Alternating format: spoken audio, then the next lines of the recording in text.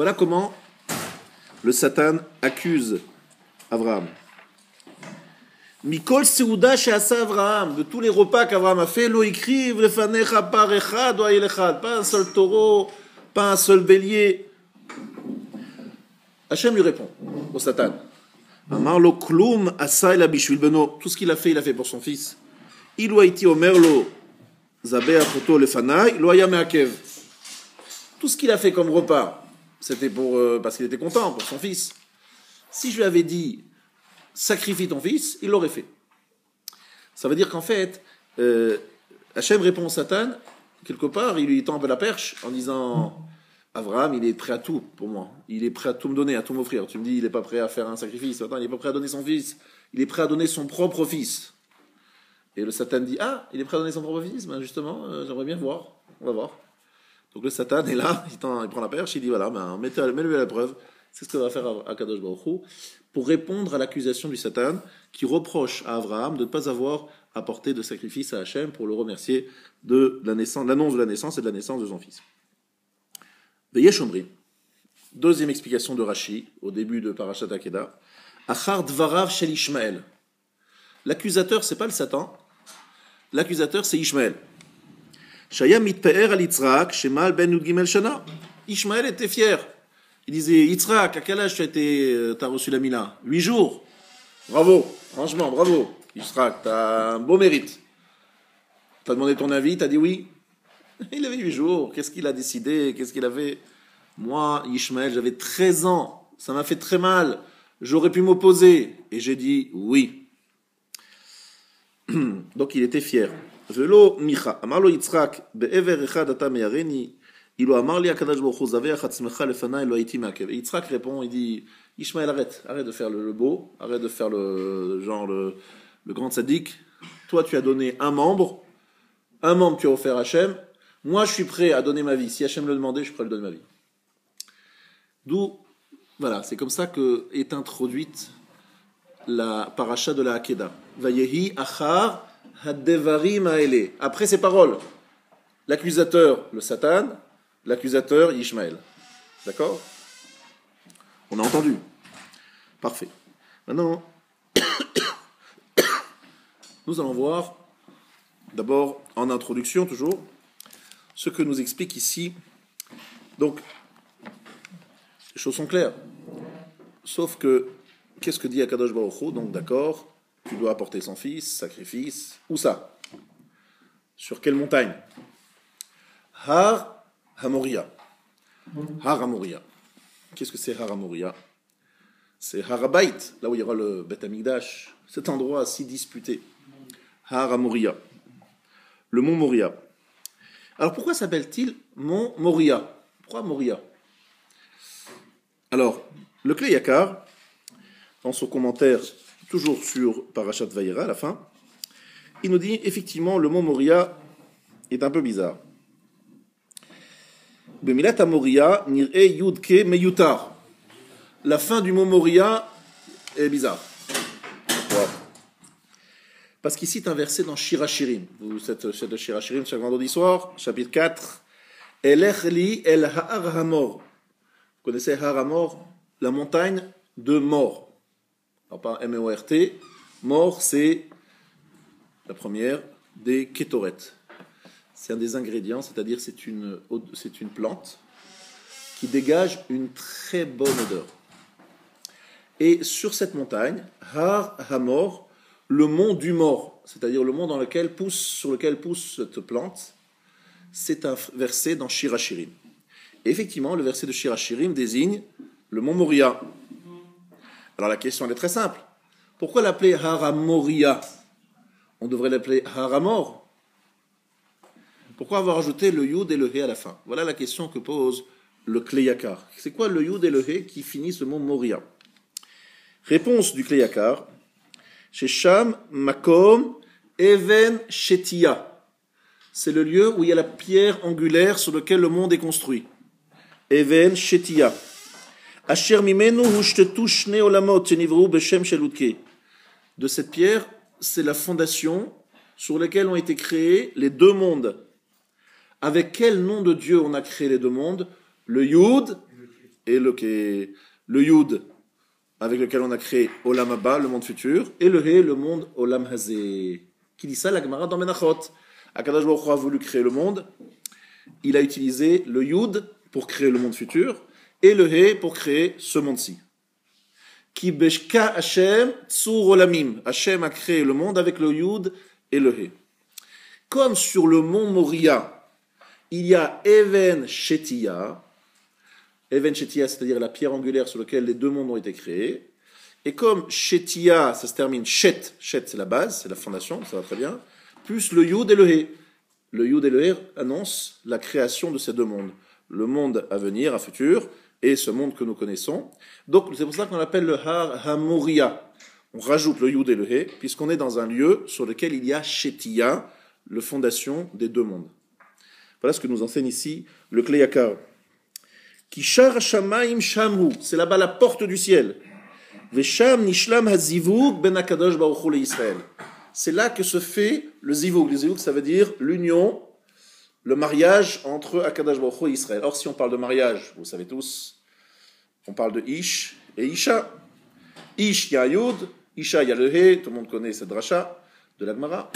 Donc le Yud et le He consacrent, rappellent la dimension du mariage. Vous savez pourquoi aussi ? Parce que le Yud, ça a la forme d'un spermatozoïde, et que le He, c'est un spermatozoïde en face d'un Dalet. Dalet, c'est la forme du He, c'est un Dalet avec un Yud renversé. Donc le Yud renversé, le spermatozoïde, est face au Dalet. Dalet, c'est 4. C'est l'utérus qui est fermé de tous les côtés, qui est comme à 4 côtés. Et donc, l'homme et la femme qui se réunissent, le Ish qui rencontre Isha, ça donne un petit enfant grâce au spermatozoïde qui rentre dans l'utérus. Et ça, c'est aussi le symbole de la relation entre Dieu et Israël. Hachem rencontre Israël, alors on appelle ça Har HaMoria, pour rappeler qu'il y a une sorte de couple Israël-Hachem, qui est aussi très source de beaucoup de création, laquelle, tout simplement, Milut Chassadim, Torah, Avoda, toutes les mitzvot que nous accomplissons, tout le beau monde qui sanctifie le nom de Dieu, tout ça c'est la réalisation de cette union entre le monde d'en haut et le monde d'en bas, Hachem et Israël. C'est clair ? Har HaMoria.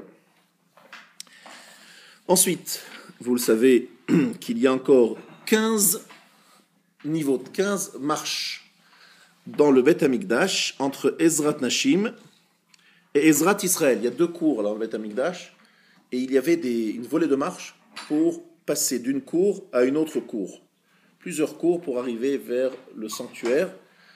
Et les marches, elles étaient au nombre de 15. C'est pour ça qu'il y a 15 Shira Ma'alot. Lorsque vous lisez les Teilim, du chapitre 120 au chapitre 135, vous avez 15 chapitres de Teilim qui rappellent les 15 marches sur lesquelles d'ailleurs les Lévi'im chantaient. Shira Ma'alot, on chantait sur les marches. Il y avait un bel orchestre de Lévi'im chaque fois que l'on apportait un sacrifice. Et il y en a 15 pour rappeler qu'il y a dans cet endroit-là, le Beth Amikdash, le chibour, le mariage entre Hachem et Israël.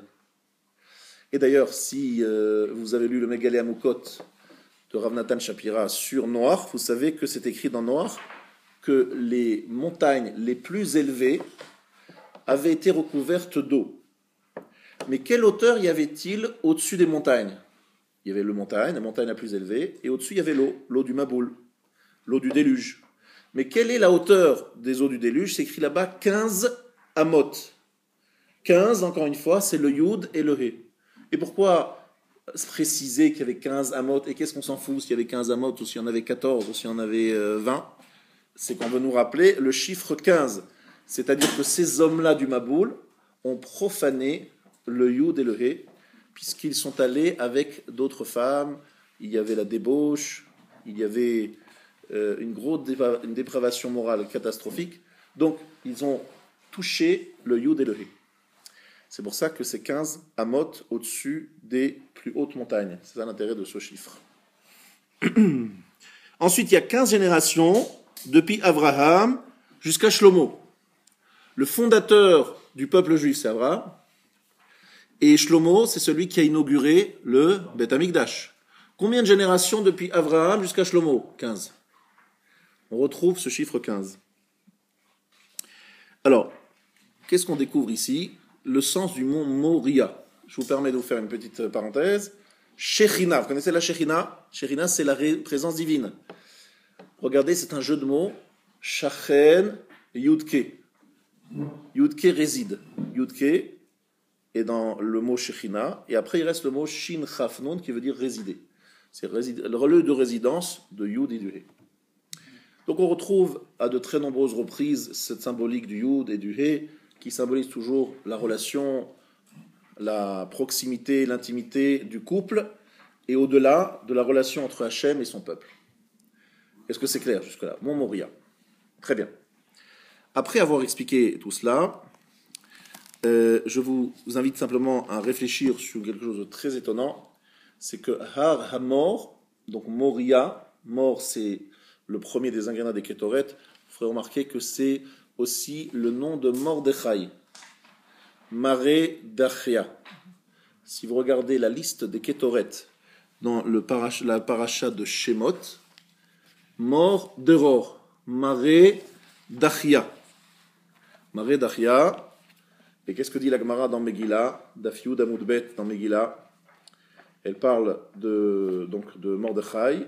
Mordechai qui mort de Ror, Mardeché. Qu'est-ce que dit là-bas la Gemara dans Megillah, Daf Yud Amud Bet? Elle dit tout simplement que, de la même façon que mort de Ror, c'est les premiers ingrédients des Kétoret, ainsi, Mordechai, c'était Rosh Habessamim, le chef de tout ce qui sent bon. Juste, je vous dis les mots exacts, comme ça je ne vous dis pas par cœur. V'atakach lecha besamim rosh. Ze Mordechai, berosh de Mordechai, shenikra rosh lechol habesamim. Shenemar, v'atakach lecha besamim rosh, mar deror, ou metargemina, la traduction du mot hébreu mar deror, c'est maré daché. Mordechai. Pourquoi les Kétoret? C'est très simple. Har Hamor, la montagne sur laquelle on apporte les Kétoret. Qui s'appelle, selon le nom des Kétoret, c'est Mordechai. Et pourquoi Mordechai, il est lié à cette appellation-là, Mordechai, Morderor? Pourquoi les Kétoret et Mordechai? Ça, c'est la question que vous devez vous poser, mais que vous n'aurez de réponse que plus tard. Si vous écoutez jusqu'au bout du cours, vous vous endormez pas au milieu, vous aurez la réponse. Mais si vous vous endormez au milieu, vous n'aurez pas la réponse, vous resterez avec la question, c'est dommage. Donc essayez de rester concentré. En tout cas, sur ce premier point, je pense que les choses sont assez claires. Mordechai, Morderor, Haramor, c'est le lieu, donc le mont Moria, c'est le lieu. Alors, je ne sais pas, pour moi c'était un chidouche, peut-être que vous savez déjà.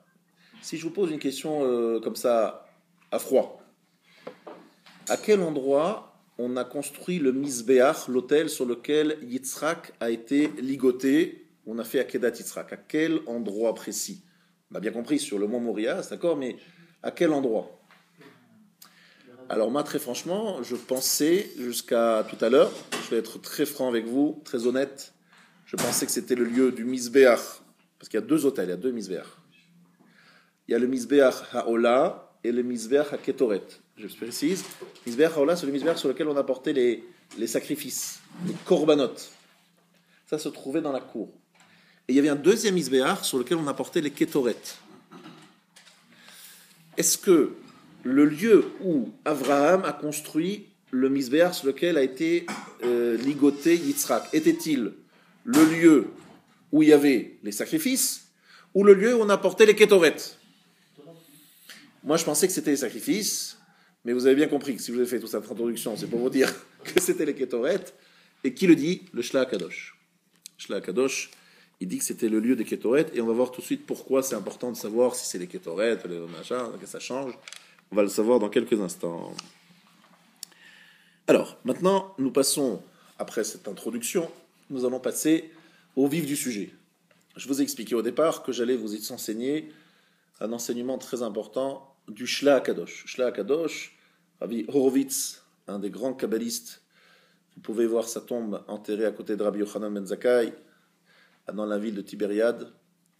Il a fait sa aliyah en Eretz Israël, il était un grand kabbaliste, et il a écrit un livre qui s'appelle le Shla Shnei Luchot Abrit. Et dans son livre Shnei Luchot Abrit, il révèle un grand secret que vous êtes venu écouter ce soir, et ça s'appelle Aderech Hasheni. Il y a trois façons d'expliquer la paracha. J'ai choisi celle du milieu, Derech Hasheni, la deuxième façon. Alors, nous revenons maintenant, après cette introduction, vous avez compris, on va revenir après sur ce que j'ai dit au début, mais d'abord revenons à l'explication du Shla Kadosh sur le début de la paracha, et après on reviendra à la fin. Alors, début de la paracha, c'est Avraham qui reçoit des invités. On rappelle rapidement, il est malade, il est souffrant parce qu'il a fait la Brit Mila, on est le 3e jour, c'est la cicatrisation, il n'en peut plus, il est explosé, mais il n'en peut plus de ne pas recevoir des invités. C'est encore pire pour lui de ne pas recevoir des invités. Il fait chaud, et tout d'un coup il voit des malachim, mais avant cela, Akadosh Baruch Hu est venu lui rendre visite, et est venu lui rendre visite pour faire Bikur Cholim, visite aux malades. Baruch Haba, c'est extraordinaire, avoir la visite d'Akadosh Baruch Hu qui vous fait Bikur Cholim, visite aux malades, c'est pas n'importe quoi. Bien. Il dit à Kadosh Baruch Hu, excuse-moi Hachem, je suis occupé, j'ai 3 Arabes à recevoir chez moi, idolâtres en plus, et je suis occupé. Hachem dit, pas de problème, je te laisse faire. Il lui fait attendre, et il reçoit ses invités. Maintenant, question, est-ce qu'il savait, oui ou non, qu'ils étaient des anges? Ou bien pensait-il que c'était des hommes de chair et de sang? Alors les 2 explications existent. Certains disent qu'il s'est trompé, il pensait que c'était des hommes. Certains disent qu'il savait très bien que c'était des anges. Voilà, 2 explications existent. Et dans le Derech Hasheni, la deuxième explication que va nous donner le Shla Kadosh, on va prendre comme shita, comme principe, que c'était des anges et qu'il le savait. Il savait que c'était des anges. Donc si c'est que c'est des anges, très franchement, leur proposer de la viande, leur proposer du lait et de lui proposer je ne sais quoi encore, des gâteaux, franchement, c'est de la perte de temps. Et franchement, Abraham, tu n'as pas autre chose à faire, tu es en train de parler à Kadosh Baruch Hu. Il est en train de te révéler les secrets de la création, et tu dis, écoutez, j'ai envie de recevoir 3 anges qui, de toute manière, ne mangent pas, et je vais leur donner à manger alors qu'ils vont pas. Bref, c'est n'importe quoi. Donc, très franchement, j'avais jamais compris l'idée de ceux qui disaient, et Ramban en fait partie, qui savaient que c'était des anges. Et pourquoi faire alors il les reçoit? À quoi ça sert? À quoi ça sert? Réponse. Cette Séouda n'est pas un repas d'accueil des invités. C'est Korban, un sacrifice. Abraham est en train d'apporter un sacrifice à Hachem. Seulement, il utilise les anges pour être des intermédiaires pour le sacrifice à Hachem. C'est assez nouveau, on va essayer d'expliquer un peu les choses. El Abakar Ratz Avraham. Avraham est en train de courir vers le gros bétail. Il y a Midrash Rabbah qui nous dit que c'est un des korbanot, un sacrifice qui est à base de taureau. Ratz Avraham, il va apporter un sacrifice qui s'appelle le taureau. Vayemaher Avraham Aoela el Sarah, Vayomer Mahari Shalosh Seim Kemach. Il demande à sa femme Sarah de préparer une pâte pour faire du pain, faire des gâteaux. Qu'est-ce qu'il fait là? Mincha. Mincha, c'est l'offrande de farine et d'huile. Il y a plusieurs offrandes qui étaient apportées comme sacrifice. C'est un sacrifice à base de farine, etc. Ah, il manque le vin. Yahin, ce sont les libations. Il n'y a pas de vin. Qu'est-ce qu'il veut? Du lait. Alors là, il y a un problème, monsieur Abraham. Tu es complètement gouré là. Au lieu d'apporter du vin, tu apportes du lait. C'est pas la même chose. Est-ce que vous savez pourquoi Abraham il apporte du lait à la place du vin? Réponse du Shla Kadosh. Achalav mitzad chesed. Le chalav, c'est blanc, ça représente la générosité. Yahin, mitzadadin. Yahin, c'est plutôt la rigueur.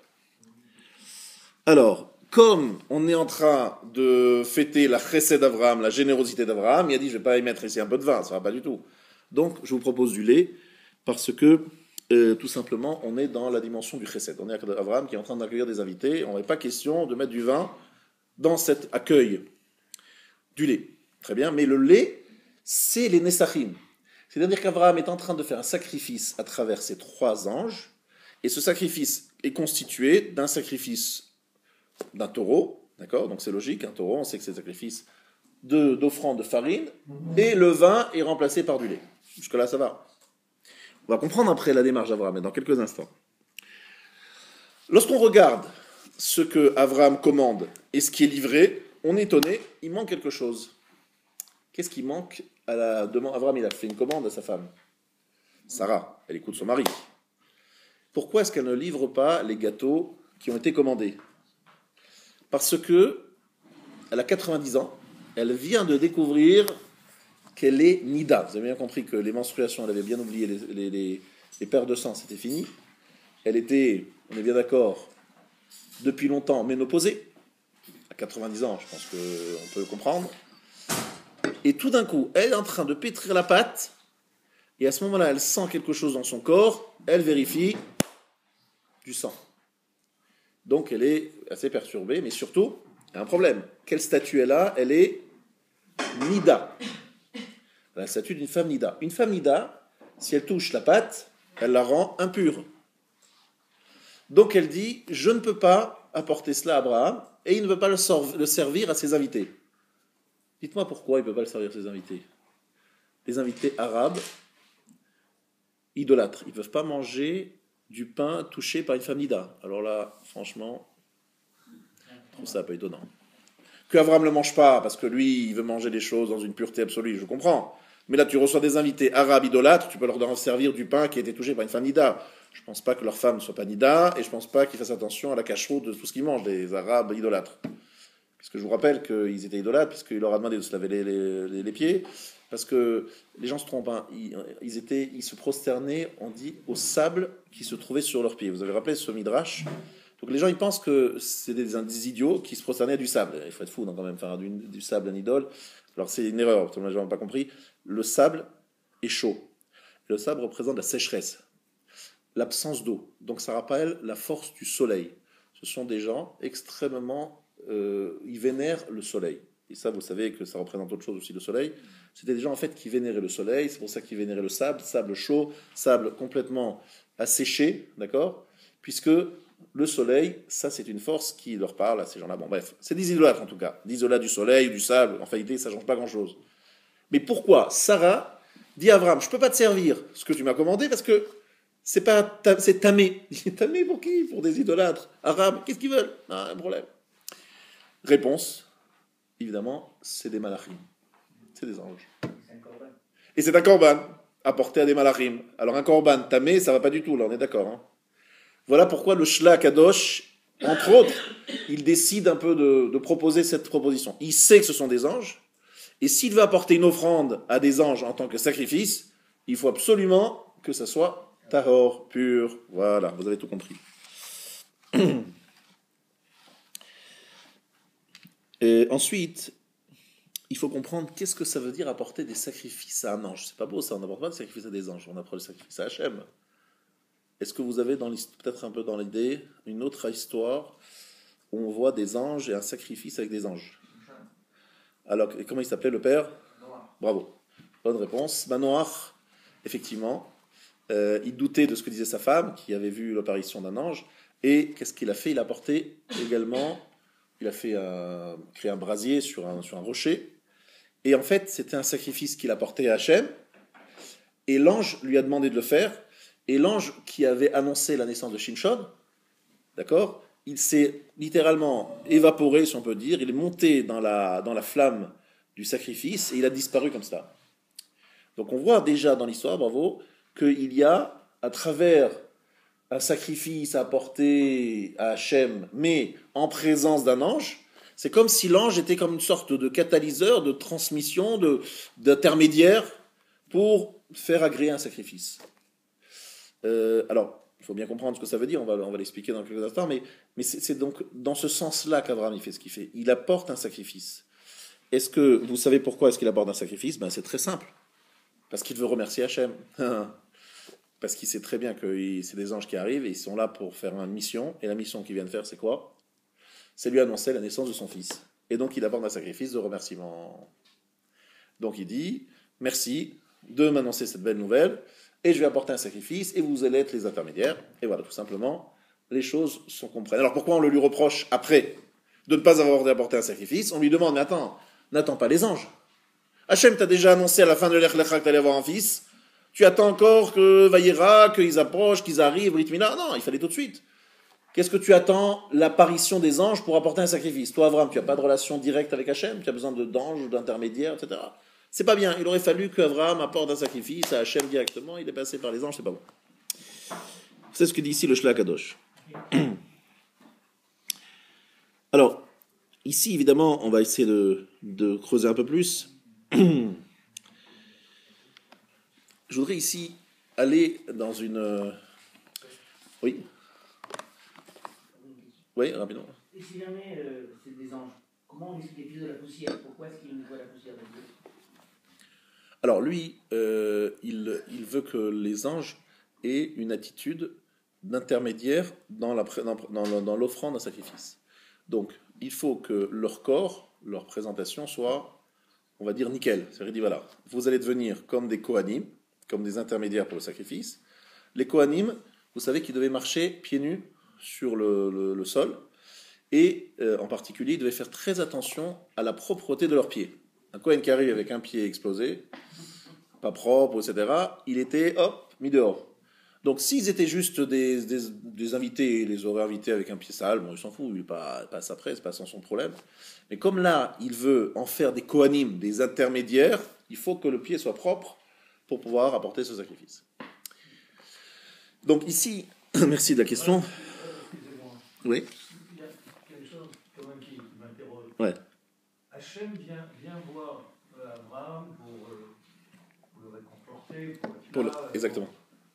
Et il voit arriver donc les trois. Si on prend l'hypothèse que c'est des anges, Des anges, et qu'il le savait.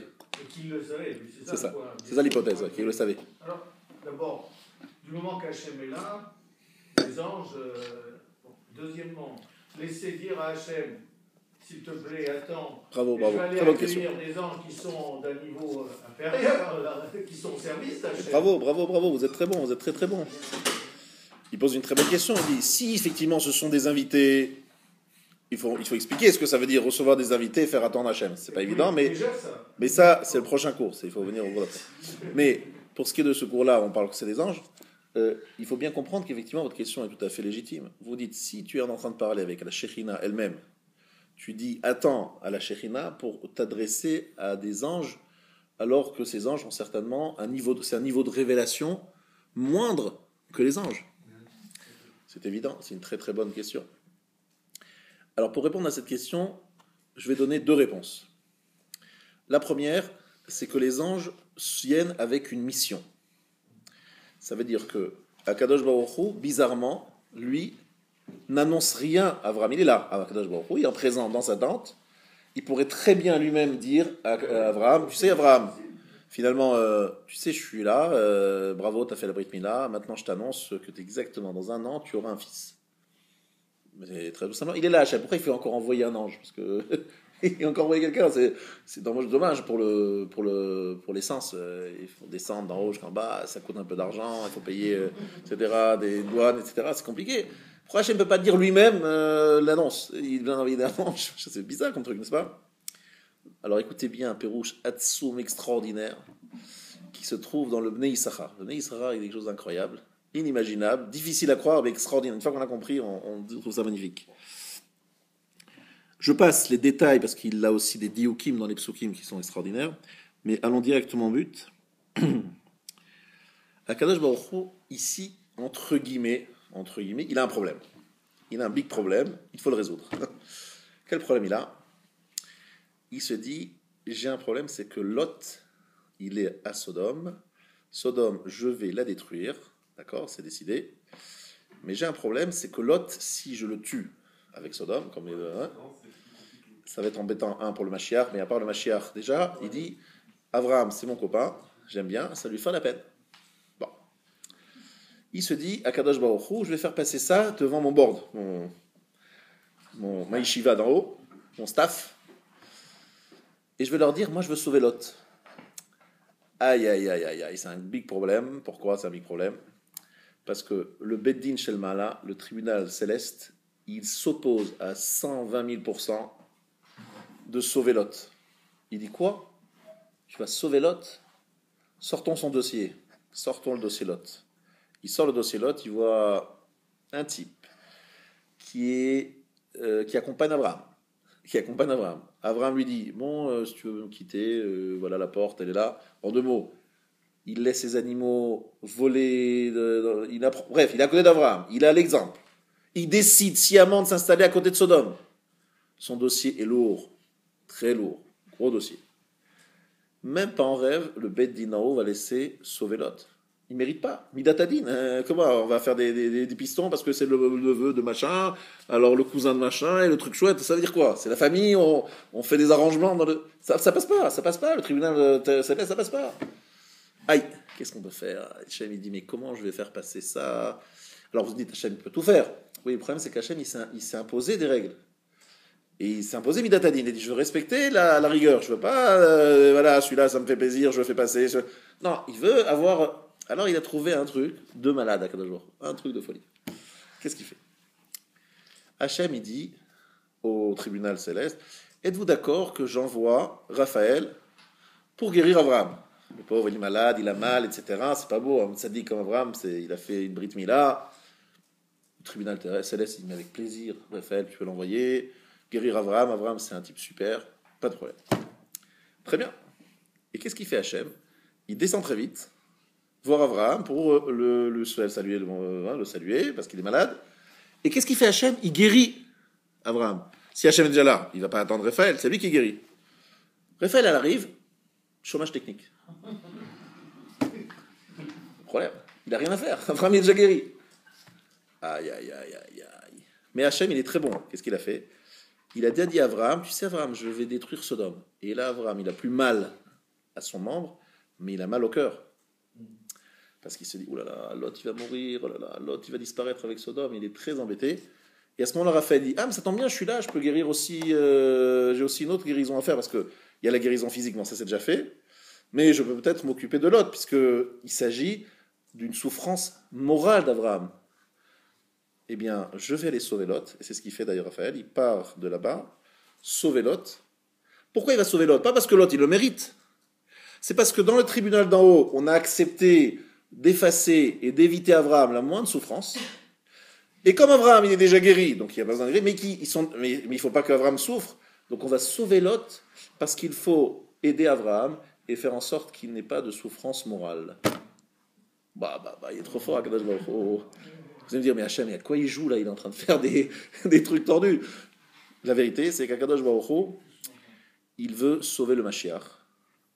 Et pour sauver le Mashiach, ça passe par des chemins tortueux et compliqués, parce que c'est la seule façon d'empêcher le Satan de bloquer l'avenue du Mashiach. Parce que le Mashiach, si c'est trop visible, trop yachar, trop droit, trop normal, le Satan, il dit, attends, il n'y a même pas de question, il prend toutes ses réserves et toutes ses forces pour empêcher l'avenue du Mashiach. Alors Kadosh Baruch Hu, il fait en sorte que le Mashiach, il passe par Lot, mais Lot, normalement, il va mourir avec Sodome, il est sauvé in extremis parce qu'Abraham, il va avoir de la peine, et Abraham, il va avoir de la peine, mais comment est-ce que Raphaël va être là? Mais Raphaël va être là pour le guérir, mais finalement, pas besoin de le guérir.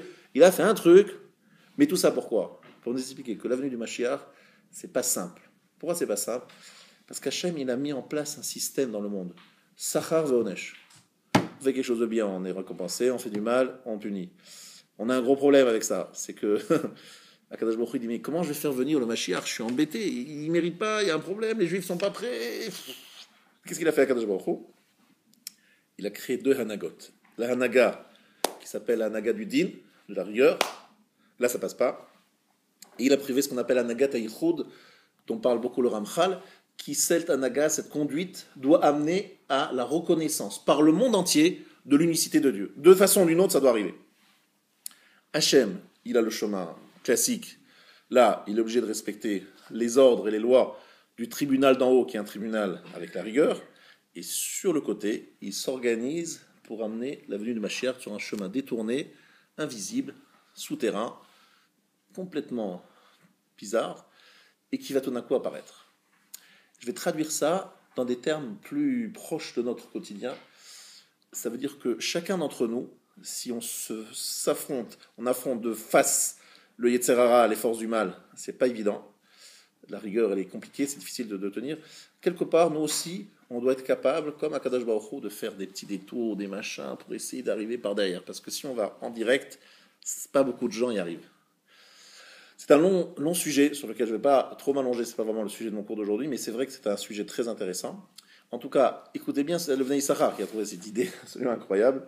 C'est qu'en fait, il veut à Kadosh Baruch Hu guérir Abraham. Il ne va pas sauver Lot. Lot ne mérite pas d'être sauvé. Il mérite de l'être par le mérite d'Abraham. Oui, mais Abraham, le Bédine d'en haut, il n'est pas d'accord. Oui, mais comme il a envoyé Raphaël pour guérir Abraham, il peut sauver Lot pour guérir Abraham de la souffrance morale qu'il va avoir. C'est pour ça qu'à ce moment-là, Akadosh Baruch Hu se dépêche d'annoncer à Abraham qu'il va y avoir la destruction de Sodome. Comme ça, il peut utiliser Raphaël pour la sauver Lot. Et vous savez que Raphaël va faire les deux missions. Voilà ce qu'il dit ici, le Bnei Issachar. Incroyable ce qui nous enseigne là. Bien. Donc on a, je pense, répondu à votre question. Les malachim sont là. Et Abraham sait qu'il doit les recevoir. Il doit les recevoir parce que leur annonce, ce qu'ils vont annoncer, Hachem ne veut pas l'annoncer lui-même. Et pourquoi Hachem ne veut pas l'annoncer lui-même? Parce qu'il veut que les anges fassent leur mission téléguidée par le Beddin Shelma, le tribunal d'en haut, pour que lui, Hachem, il puisse amener par derrière la venue du Mashiach. Vous avez compris? C'est-à-dire, il a besoin de passer par un chemin détourné pour pouvoir amener la venue du Mashiach. Maintenant, Rabotai, je continue, vous allez comprendre encore mieux par la suite si vous m'écoutez jusqu'au bout. J'espère, eh bien, on arrivera jusqu'au bout. Alors, il y a, je vous rappelle, deux arguments. L'accusation du Satan et l'accusation de Ishmaël. Alors là, je vais vous délivrer un scoop. Un scoop, moi, la vérité, moi aussi, je ne savais pas il y a quelques heures. Il y a un Yonatan ben Uziel qui tire une salve de folie. C'est dans le chapitre 18, verset 10. Je vous invite à regarder. Incroyable. Il y a l'annonce, Ineben le Sarah Ishtecha, ta femme Sarah aura un fils. On est donc au début de la paracha. On annonce la naissance d'un fils. Vesara Shomat, Sarah entendait. Petachawel à la porte de la tente. Vehu Acharav. Et lui est derrière lui. C'est quoi cette phrase bizarre? Vehu Acharav. C'est qui Vehu Acharav? Apetach haya achar malach. La porte, elle était derrière le malach. Ah, c'est très intéressant, c'est vrai. C'est très important de savoir si la porte était derrière le malach, elle n'était pas derrière le malach. Sarah l'a entendu. Après, elle était derrière la porte, devant la porte. Lui était ici, il était à droite, il était à gauche. Vehu Acharav. Quel intérêt de nous dire il était derrière, il était devant, il était machin. Il a parlé à Abraham, mais elle a entendu. Via Yonatan ben Uziel. Ve'ishmael kaibatre ve'tsayit madama malacha. Ishmael était derrière et il écoutait ce que disait le malach. Ishmael était là. Vehu acharav, c'est Ishmael. C'est Ishmael qui écoutait ce qui se disait. Très bizarre. Pourquoi Yonatan ben Uziel il nous explique que c'est Ishmael et qu'est-ce que Ishmael fait ici? Il espionne, il écoute aux portes, il entend qu'on annonce la naissance d'un petit frère, un demi-frère. Quel intérêt de nous a parlé de Ishmael ici? C'est que vous avez bien compris que Ishmael n'a pas du tout envie de voir apparaître un petit frère, ça c'est sûr. Et Ishmael, il est Mekatreg, c'est l'accusateur. Il est là avec le Satan et il dit pourquoi et comment, et c'est pas normal, et pourquoi ceci, et pourquoi cela. Ishmael, il accuse et le Satan accuse. Mais ce sont deux types d'accusations très différentes l'une de l'autre. On va bien les analyser ensemble. Qu'est-ce que dit Ishmael? Ishmael, il dit je suis beaucoup plus méritant que Yitzhak. Pourquoi? Parce que moi, je suis dans le dévouement le plus total. Je suis donné ma Brit Mila à 13 ans. Ça fait mal. J'étais conscient, j'étais mature, j'ai pris cette décision. Je fais énormément pour Hachem. Beaucoup plus que Yitzhak. Et Yitzhak, qu'est-ce qu'il répond? Je suis prêt à donner ma vie. La fin de la paracha, effectivement, Yitzhak est prêt à donner sa vie. Qu'est-ce que Ishmael engendre chez Yitzhak? Réfléchissez, qu'est-ce qu'il engendre chez Yitzhak? Il dit, moi, je fais plus que toi. Et Yitzhak répond, non, je vais faire plus que toi. C'est-à-dire, en fait, ça s'appelle Kitruga Misitra Tova. Misitra de Tahara. Comme ça que dit le Zohar Kadosh. C'est un accusateur du côté pur, du côté positif. Et il y a un accusateur de l'autre côté qui est du côté négatif. C'est qui? C'est le Satan. Et qu'est-ce qu'il dit le Satan? Lui, il dit, mais pourquoi Abraham, il te donne pas de sacrifice? Pourquoi il en fait pas assez? Abraham, il mérite pas. Et pourquoi tu lui donnes tout ça? Bref, le Satan accuse Abraham de ne pas être à la hauteur, de ne pas faire ce qu'il doit faire pour servir Hachem. Alors c'est très intéressant parce que les réactions vont être différentes. Dans un cas, c'est vrai que c'est un accusateur, mais en même temps, c'est un accusateur qui nous mobilise, qui nous dit bah, bouge-toi, quoi, ça suffit. Moi, je suis bon. Bref, ça crée une émulation. Et une émulation, c'est positif. Donc, c'est ce qu'on appelle un accusateur du côté tahor, du bon côté. une accusation qui va être positive et constructive. À l'inverse, le Satan, c'est un accusateur négatif, certainement négatif, qui veut nous enterrer, d'accord? Il nous dit, voilà, Abraham, il ne mérite pas, il n'est pas à la hauteur, etc., etc. Mais il n'y a pas d'émulation, il n'y a pas de concurrence. Alors ici, je vais arriver à la partie, donc, deuxième partie du Shla Kadosh. Abraham a apporté 2 sacrifices. Sa Brit Mila. Abraham écrive, le Shla Kadosh nous dit que c'est une forme de sacrifice qu'il a apporté sa Brit Mila. Il a donné sa Brit Mila, c'est une forme de sacrifice. Deuxième sacrifice, avec les Malachim, il a apporté un taureau, il a apporté une offrande de farine, donc finalement n'a pas pu être apporté, et du lait qui était à la place du vin. Donc ça veut dire que c'est une forme de réponse à l'accusation du Satan. Le Satan dit, il n'en fait pas pour toi. Abraham dit, non, attendez, je fais quelque chose, j'apporte quelque chose à Kadosh Baruch Hu. J'ai donné ma Brit Mila, et j'ai apporté une offrande aux Malachim. Mais les Malachim, ce n'était pas pour eux, c'était juste des intermédiaires. D'accord? Maintenant, regardez bien, c'est magnifique qu'il arrive ici, c'est extraordinaire. Il y a 2 midrashim. Au moment où Abraham et Yitzhak se rapprochent du mont Moria, ils marchent tous les deux.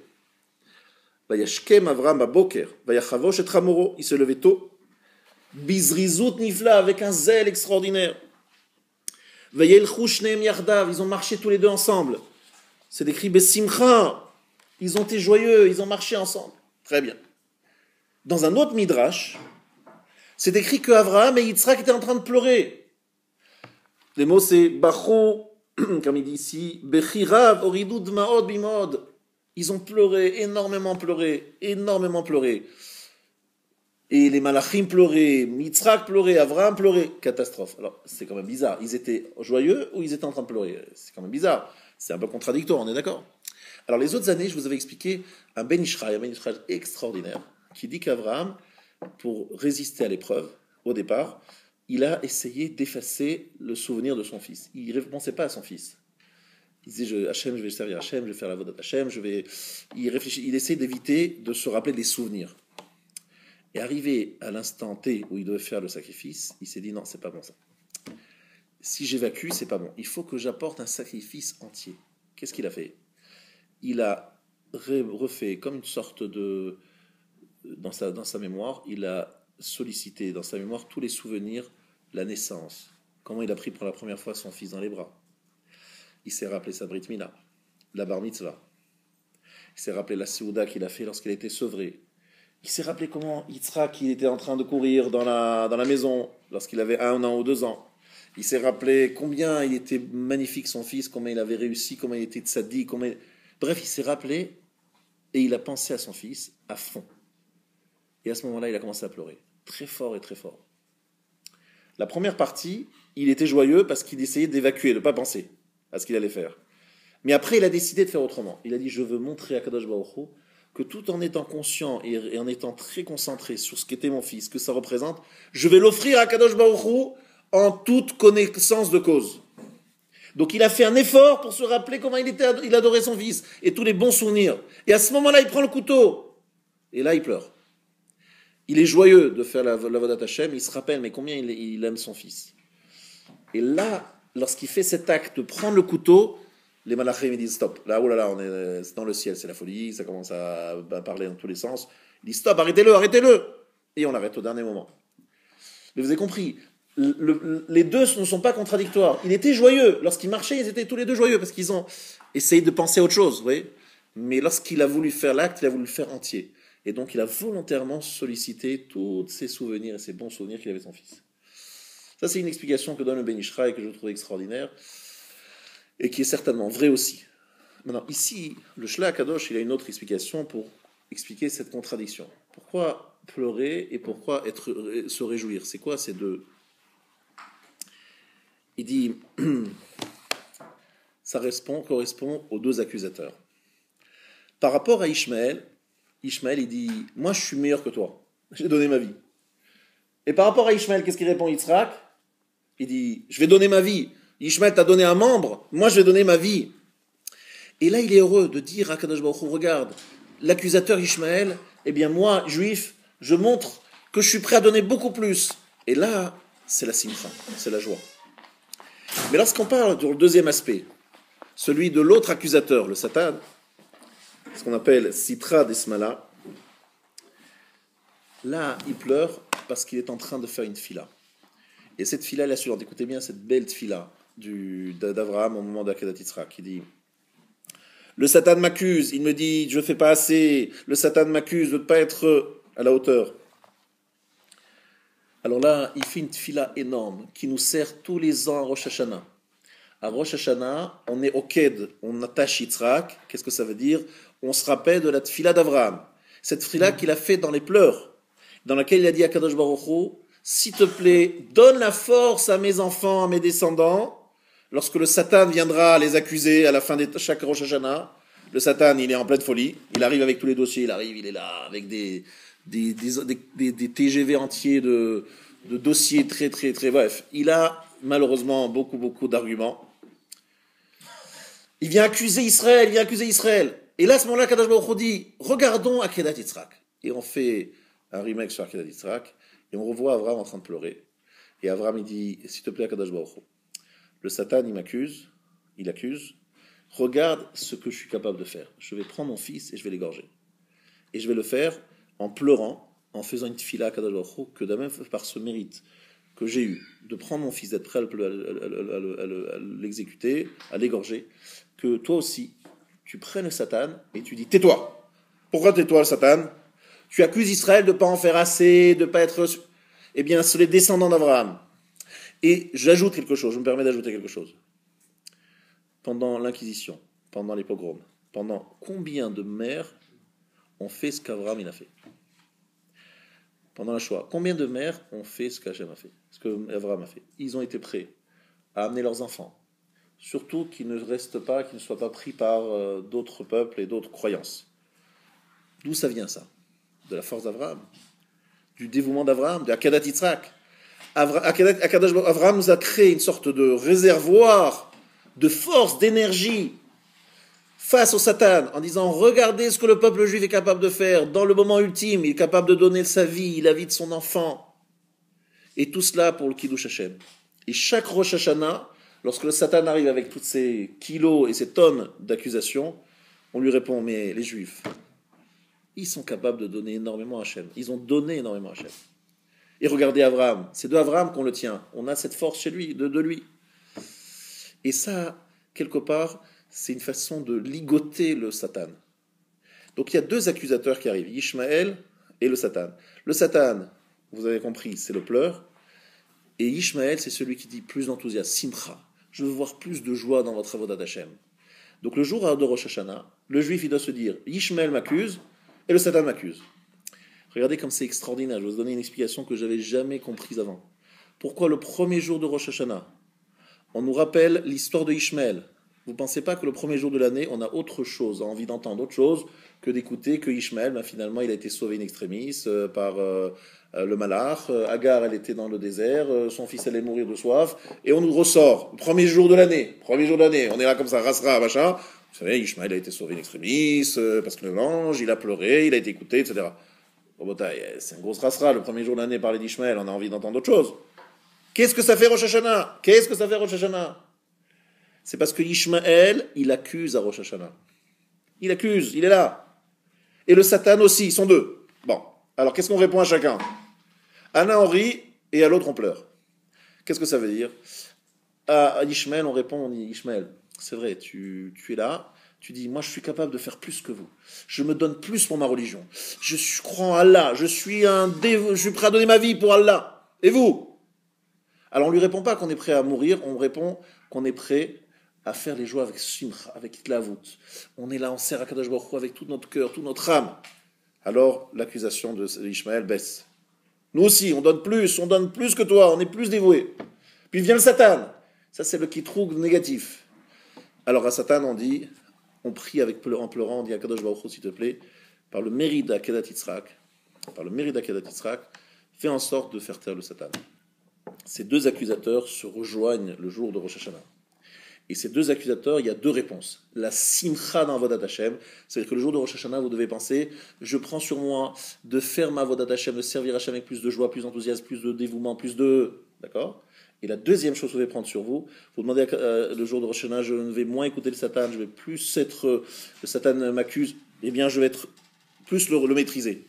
J'ai des pulsions, je vais plus les maîtriser. Donc vous allez investir dans votre joie, dans votre Avodat Hashem, et dans la maîtrise des pulsions négatives, etc. Si vous arrivez à faire ça le jour de Rosh Hashanah, on est en train de gagner le combat contre les deux accusateurs qui se renouvellent chaque année. Chaque année, ils reviennent. Ishmaël, Satan. Et cette année, combien Ishmaël il a parlé là-haut? Il a été très fort cette année, malheureusement. Donc comment on doit répondre à Ishmaël? Non, comme Abraham. Il est joyeux, il apporte son fils, Besimcha. Alors nous, sans apporter nos enfants, on va te faire autre chose. Le matin, lorsque le réveil va sonner à 7h moins le quart pour arriver à 7h30, on va se lever comme un ressort qu'on a tiré. Pouf, on sort du lit. Hop. Notre femme, elle nous dit, qu'est-ce qui t'arrive là aujourd'hui? Simcha dans Avodat Hashem. Je vais changer un rendez-vous dans 3 quarts d'heure à l'office, un rendez-vous avec Akadosh Baruch Hu, en tête à tête. Ça s'appelle la Hamida. Il faut que je sois prêt à l'avance, pas à l'heure, à l'avance. Parce que je veux le faire avec joie. Vayashkem Avraham Baboker. Avraham s'est levé tôt le matin. Pourquoi? Pour amener son fils. Moi aussi, je me lève tôt. Alors, c'est pas pour amener mon fils pour le truc, mais pour amener un peu de paresse, un peu de fatigue. J'arrive, je suis un peu un zombie. J'aimerais dire au rabbin, moi, des fois, je pose la question, bon, peu importe, dans quelles circonstances. Pourquoi t'es pas venu, machin? Tu comprends, j'ai mal dormi cette nuit, il y avait ceci, il y avait cela. Et il y en a un, je pense à lui en ce moment, et chaque jour, il a une autre explication. Chaque jour, il y avait une autre raison pour laquelle, etc. Un jour, je lui dis, c'est quand même bizarre, parce que toi, tu as tous les jours une autre raison, mais il y en a un autre, il est toujours là. Et lui, il n'a jamais rien, toujours il dort bien, la nuit, il n'y a pas de problème, machin. On fait une petite enquête, on se rend compte que qu'est-ce qui se passe dans la vie. On a tous les jours des raisons de mal dormir, on a tous des problèmes X, Y, Z, on a tous des problèmes. On n'est jamais glatte. Mais il y a des gens qui ont décidé, je dis voilà, il faut que tu décides une chose. Quoi qu'il arrive, et même si je suis fatigué, peut-être d'Afka lorsque je suis encore plus fatigué, je me lève avec plus d'envie. Parce que là, je dis à Kadosh Baruch Hu, regarde, je t'offre mon énergie, ma fatigue, je la donne. Ah, je suis fatigué, ben, je vais me recoucher après, c'est pas le problème, je ferai une petite sieste, je me coucherai plus tôt demain, c'est pas grave. Au contraire, les deux accusateurs. Alors, juste, on termine. Qu'est-ce qu'on a appris? C'est qu'en fait, le début de la paracha et la fin de la paracha. Le début de la paracha, Avraham reçoit des invités, des anges. Il sait que c'est des anges. Il leur fait du chesed, il les accueille, etc. Mais il apporte un korban. C'est un sacrifice qu'il apporte à travers eux. Fin de la paracha, il apporte encore une fois un sacrifice. Mais là, c'est son fils. Ces deux sacrifices sont, en vérité, deux approches d'Avraham vers Hachem. Il dit à Kadosh Baruch Hu, écoute, je veux te servir. Mais je veux te servir de deux façons. Je suis prêt à donner ce que j'ai de plus cher pour toi, mon fils. Ça, c'est la fin de la paracha. Où ça? Sur le mont Moria. Mordechai, mont Moria. Qu'est-ce que c'est le mont Moria? Le mont Moria, c'est le lieu dans lequel il y a le zivoug, une sorte de mariage, on a expliqué ça au début du cours, entre le monde d'en haut et le monde d'en bas. C'est le secret du Yod et du He. C'est ce qu'on a expliqué au début du cours. Ça veut dire qu'en fait, dans cet endroit-là, se révèle ce qui doit se révéler normalement dans chaque couple, où véritablement l'homme et la femme, lorsqu'ils se marient, ils sentent qu'ils font partie d'un seul être. Vayou le bassar echad. On crée une seule entité.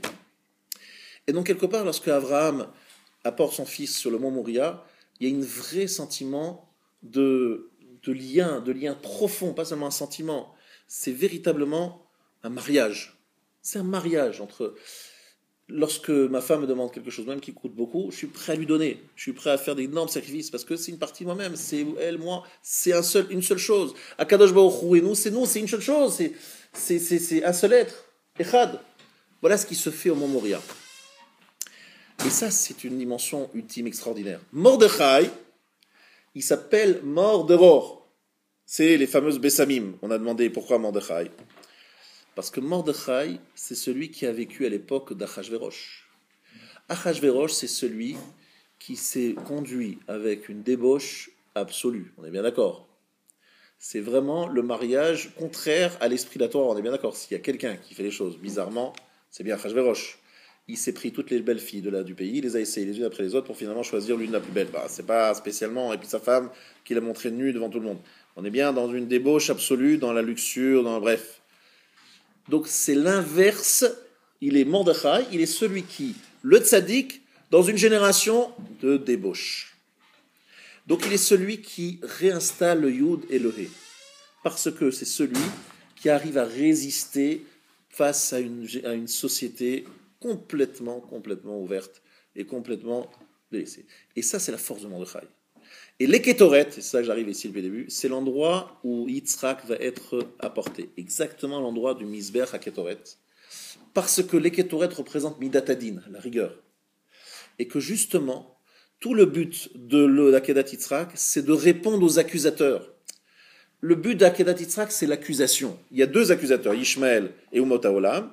Il y a Yitzhak qui doit être ligoté pour bloquer l'action des accusateurs. C'est ça le but de l'Akedat Yitzhak.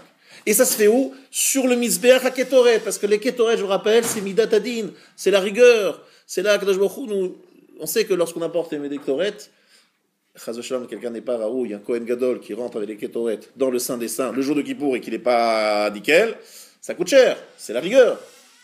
Donc on est là pour réinstaller la relation avec Akadosh Baruch Hu et gérer toutes les accusations, répondre à tous les accusateurs.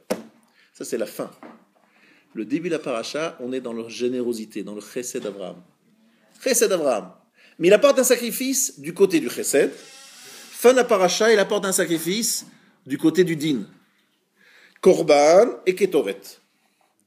Dans le début de la paracha, il accueille les anges. C'est des anges. Mais à travers eux, il veut accéder à Kadosh Baruch Hu en disant à Kadosh Baruch Hu, regarde, ton générosité à Kadosh Baruch Hu, tu es généreux, tu es chesed. Il va essayer de sublimer Midat HaChesed à Kadosh Baruch Hu, de l'utiliser à fond, d'actionner Midat HaChesed, de l'amplifier. À la fin de la paracha, il va maîtriser la rigueur. C'est-à-dire qu'en fait, ce sont deux types de sacrifices, deux types de relations avec Kadosh Baruch Hu. Sublimer la générosité divine, en donnant à Kadosh Baruch Hu, entre guillemets, des forces pour avoir et exercer cette générosité avec plus de force. Fin de la paracha, ligoter la Midat Adin sur le Mizbeach HaKetoret. Et ces deux approches sont complémentaires et font finalement un seul bloc. Ça veut dire en traduction simple, si par exemple vous avez des parents qui sont en colère. Donc vous avez deux façons. Donc ils sont là, ils arrivent très énervés, très rouges de colère, ils disent sur leur fils, dire mon fiston, je crois qu'il y a vraiment un gros problème, ils sortent les dossiers, ils sortent les problèmes. Qu'est-ce qu'on répond? On essaie de dire, papa et maman, calmez-vous, je ferai plus, data, machin. Bon, vous essayez de les calmer, vous essayez de ligoter la colère. Mais vous avez une autre façon de faire. Ils sont en colère. Et vous allez essayer de dire la chose suivante. Papa et maman, vous êtes en colère, normalement, je mériterais, mais vraiment mériterais une grosse fessée. D'accord? Maintenant, si aujourd'hui, vous montrez que vous dépassez la colère et que vous vous effacez complètement, mais vous, au contraire, vous me gâtez, vous me donnez une place, et vous me donnez l'occasion de vous prouver que, tout simplement, en voyant que vous avez fait un énorme effort sur vous-même, en effaçant votre colère, vous êtes capable de continuer à me donner, moi, enfant, je me dirais, ouais, mes parents, ils sont très forts, ils arrivent à maîtriser, et en maîtrisant, ils continuent à donner. Donc moi, je me dis, ouais, moi aussi j'ai des pulsions, moi aussi je me laisse aller, mais je vois mes parents qui sont dans la maîtrise, moi aussi je vais être dans la maîtrise. Si je vois mes parents si forts qu'ils sont capables de se maîtriser leur colère, moi aussi je suis capable de la maîtriser. Vous voyez ce que je veux dire? C'est une sorte de discussion, on parlemente en disant, regardez, vous allez me donner l'occasion, en gardant Midat Chesed, vous me donnez envie à moi le fils d'aller au-delà de mes forces. Vous voyez ce que je veux dire? Il y a deux façons de gérer Midat Adin. Soit vous répondez aux accusations et vous les ligotez, les accusations, vous les répondez. Soit vous dites, je n'ai rien à répondre, c'est vrai, je mériterai la punition la plus totale, mais si vous montrez que vous êtes capable de la maîtriser, cette colère, moi, ça me donnera envie au fils de maîtriser aussi mes pulsions, parce que moi je me laisse aller, mais je sens que vous avez une maîtrise totale, ça me donne envie. Donc il y a deux parties dans la paracha, Chesed et Din, début, fin. Voilà un petit peu ce que je voulais vous enseigner ce soir. Bezrat Hashem, et une deuxième partie qui complète la première, juste après Arvit. Juste une question, si vous permettez. Juste une question, si vous permettez. Il y a des